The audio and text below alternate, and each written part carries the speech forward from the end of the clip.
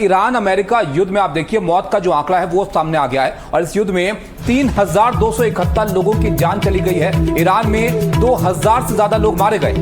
देखिए जो दंश है, ये तस्वीरें साफ तौर पर दिखा रही हैं कि कितनी तबाही मची है। सैन्य ठिकानों को तबाह करने के साथ शुरू हुआ युद्ध कैसे नागरिकों की मौत के साथ खत्म होता हुआ नजर आ रहा है। हालांकि अभी तो सिर्फ युद्ध विराम ही यहाँ पर लगा है, कैसे नागरिक ढांचों को यहाँ पर बर्बाद किया जा रहा है, घरों को नुकसान पहुंचाया जा रहा है। 3000 से ज्यादा लोगों ने यहाँ पर अपनी जान गंवा दी है। ये तस्वीरें आप देखिए, ये तबाही की तस्वीरें आप समझिए और मैप के जरिए हम आपको बता रहे हैं कि किस तरीके से अलग अलग इलाकों में ये जो आंकड़ा है ये बढ़ता जा रहा है। सबसे ज्यादा ईरान में आप देखिए कि 2076 लोग जो हैं उन्होंने जान गंवा दी है। इसके अलावा एक एक करके आप देखिए लेबनान, चूंकि कहर बनकर इजराइल लगातार लेबनान पर टूट पड़ा है, इसलिए 1461 लोग भी वहां पर मारे गए हैं। इराक का, क्योंकि इराक के अंदर जो समर्थित एरिया थे, चाहे वो अमेरिका के हों, इजराइल के हों या फिर ईरान के हों, इस पर तीनों जगह से हमले हुए थे। तो उसमें आप देखिए 109 लोगों की जान चली गई है। इजराइल पर ईरान टारगेट कर रहा था, 26 लोगों की मौत वहां पर हुई।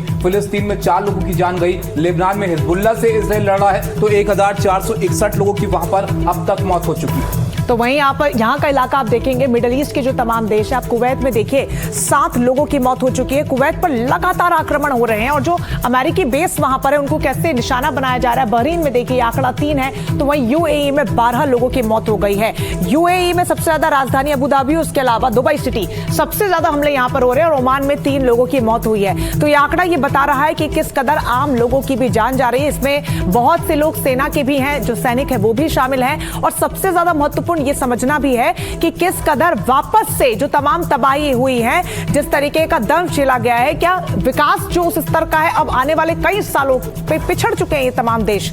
इतनी मुश्किल से नागरिक ढांचों को तैयार किया जाता है, एक एक करके उन्हें तबाह कर दिया गया है। कई लोगों की मौत हो चुकी है। राजीव लगातार हमारे साथ बने हुए। राजीव, ये आंकड़ा जो सामने आया है इसकी पुष्टि हो पाई है क्या? ये आंकड़ा जो सामने आया है क्या ये बता रहा है कि कितना विध्वंस मचा है? बहुत ज़्यादा विध्वंस मचा है, लेकिन कुछ एक आंकड़े आपके सामने आ रहे हैं जो आधिकारिक तौर पर कुछ हद तक कहे जा सकते हैं, लेकिन बहुत सारे लोग घायल हुए हैं। और सबसे बड़ी बात यह कि जो खाड़ी देशों के बारे में कहा जाता था, मसलन आप यूएई की बात लीजिए, जो यूएई की जो सुरक्षित छवि हुआ करती थी संयुक्त अरब अमीरात की, उस छवि को जो साख पर एक धब्बा लगा है, जो चोट पहुंचा है, उसकी भरपाई कैसे होगी? कई जगहों के लोग यूएई में जाते थे वहां रहने के लिए, जो है बुर्ज खलीफा की बात करें, बाकी जगहों की बात करें, और जो तेल रिफाइनरी है उस पर जो अटैक हुआ, उसको जो हमला हुआ है, उसकी भरपाई कैसे होगी?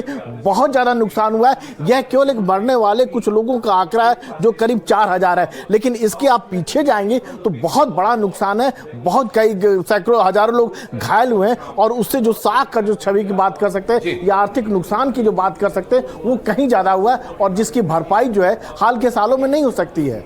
बिल्कुल, भरपाई होने में वक्त लगेगा राजीव जी। जितना तबाही मची है इन 40 दिनों के अंदर, तो ये देखिए आप 3000 से ज्यादा लोगों की जान यहां पर चली गई है। अब 2 हफ्ते हैं, इसमें यह तय होगा कि इस लड़ाई का भविष्य क्या होगा। हमारे साथ श्याम कुमार जी भी हैं। श्याम जी, आप तो समंदर को बहुत अच्छे से समझते हैं और स्ट्रेट ऑफ हॉर्मस वो एक केंद्र रहा इस लड़ाई का, जिसने और लंबा इस लड़ाई को यहां पर खींच दिया। अब ये कितना महत्वपूर्ण पॉइंट आपको लगता है इस चर्चा में जो 2 हफ्ते में यहां पर होनी है? और कॉमन पॉइंट की बात करें तो कौन आपको लग रहा है कि इस बातचीत में ज्यादा बार्गेनिंग पावर यहां पर रखता है या कौन 20 लग रहा है इस चर्चा में?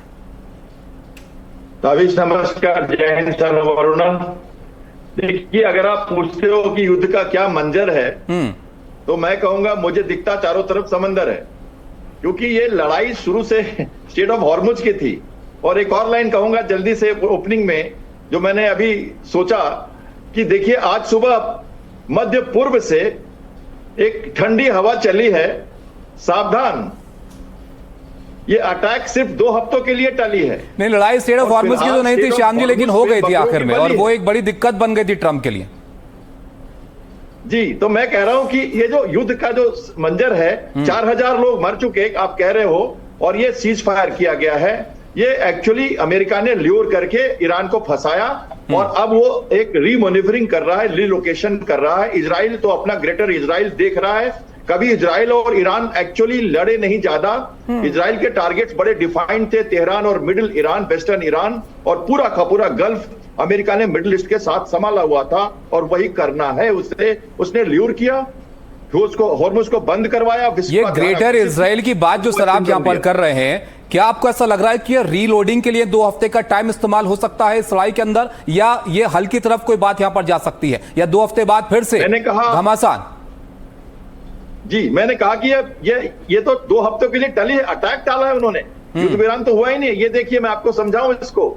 ये कह रहे हैं मैं वहां बना रहूंगा, मेरी प्रेजेंस वहीं रहेगी।